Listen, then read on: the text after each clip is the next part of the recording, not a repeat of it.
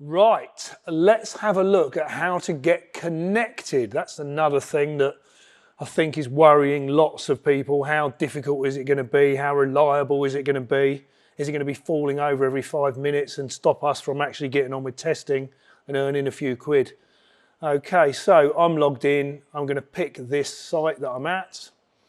And so on the home page for that VTS, there's a button down the bottom there, request a key. Let's press that.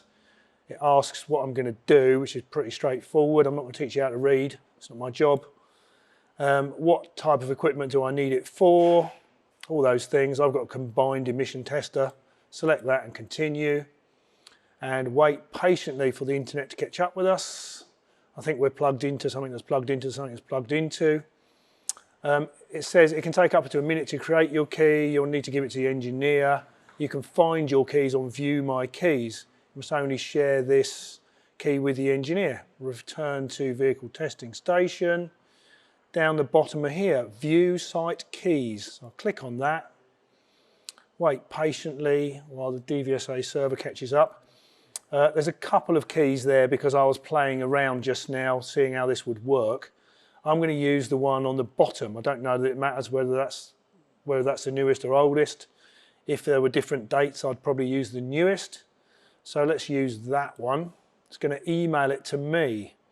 So because of the beautiful situation, I can't put my work email in here, which is on this machine.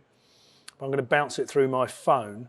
So it asked me one last question. Is there an engineer on site?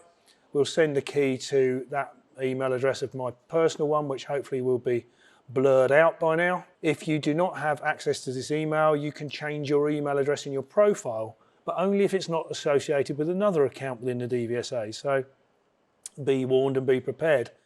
So future Barry here, we're fast forwarding a little bit because I had struggled with using the wrong username versus password key in this section. And there's no value for you guys in seeing how bad I was at that. Typically, if the engineer was on site setting this up for you, you would have him at the PC with you or he'd be doing it all. So we fast forward through this bit to save you watching me fail. And now back to the video. That's it. So we are now connected. So other than my bad IT skills or lack of knowledge about the system, that would have been pretty straightforward, I think. So there we go. That's got us live. It's connected. My concerns as an MOT bay owner are, how will I know if it's connected? Will it always be connected?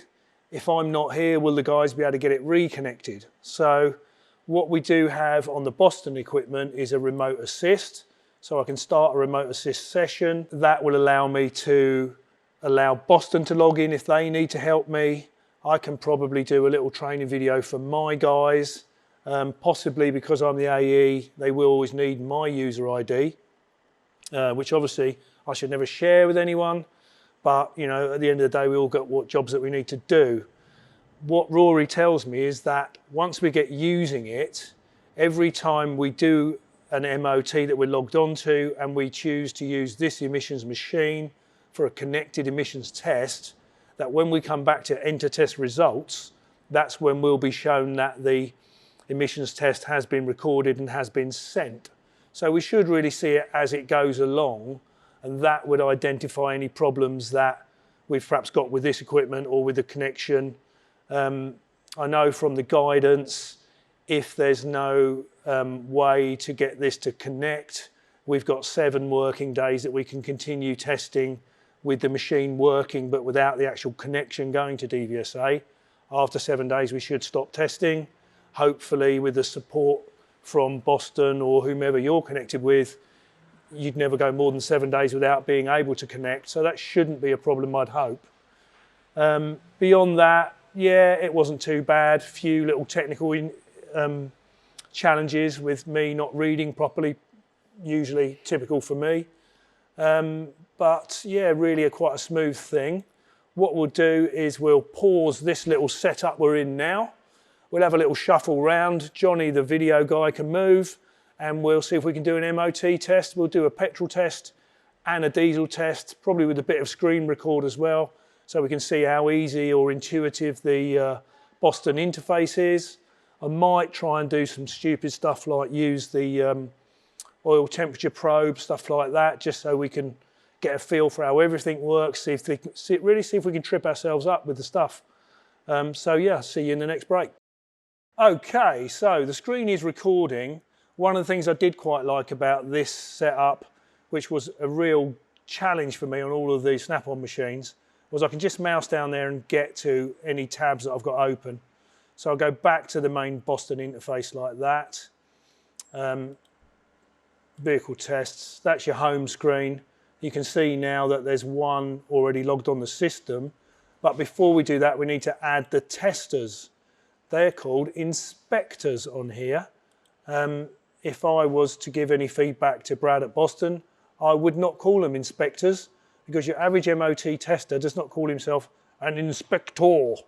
So let's add an inspector. Inspector ID is actually your DVSA user ID. That would be a better description of it. Put my details in and save myself. Then I'd probably need to add the other inspectors, which I'm not going to do as part of the video. No one really wants to watch that. But that will mean that when we go back to our home screen and we've got vehicle tests, we can select the test and the tester. There was a little function down here for standalone emissions testing. And obviously I'm on official testing, so the little blue MOT sign has come up. If we had a Boston brake roller, we could be selecting, I might be using this interface to select a brake test, me and a brake test, and one of the other guys, say Andy or Alan, might be doing that car. So it allows multiple users to use the base station, if we call it that. I don't know what you call it really, the trolley, Dalek, call it what you like. But that gives you a little flavour of some of the interaction. I did find that everything on there was, beyond some naming conventions there. Everything was pretty straightforward to use, pretty intuitive. It's certainly not the most complicated system I've ever used, which I like. It should be point and shoot easy. Could a 3-year-old use it, which would be the measure of a great bit of software? Probably not, but most of us should be a little bit ahead of the average 3-year-old, so fingers crossed on that one. Let's pause it there. We'll get a couple of cars in, get them registered for MOT, and let's do a diesel test and a petrol test. See you in the next bit.